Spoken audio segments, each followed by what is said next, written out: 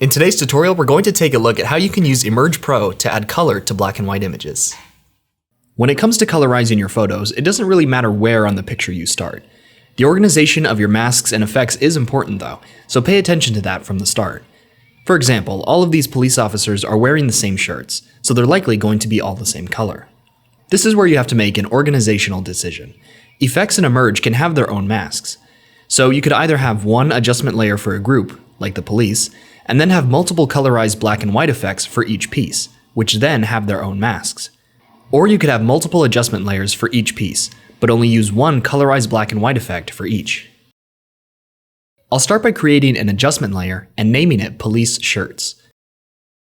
Now come up to the Mask section, click the plus icon, and choose the mask that best fits what you're trying to isolate. In most cases, you'll need to draw your own vector mask.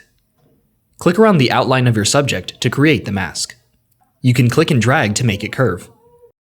Bring it around to the first point to close it.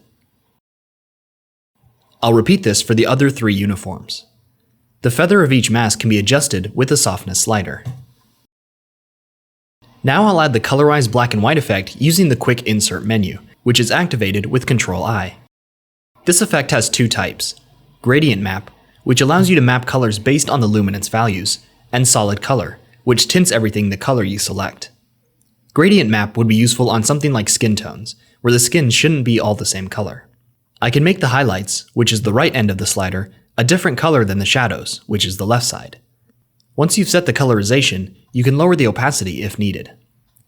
And that's pretty much the whole process you need to go through for each item in your photo. It's a process that requires patience and attention to detail, similar to rotoscoping in visual effects.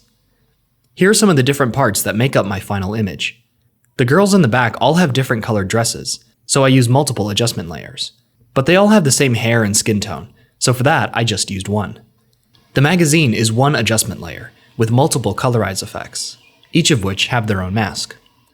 The Colorize Black and White effect is a new feature in Imerge Pro 3.0.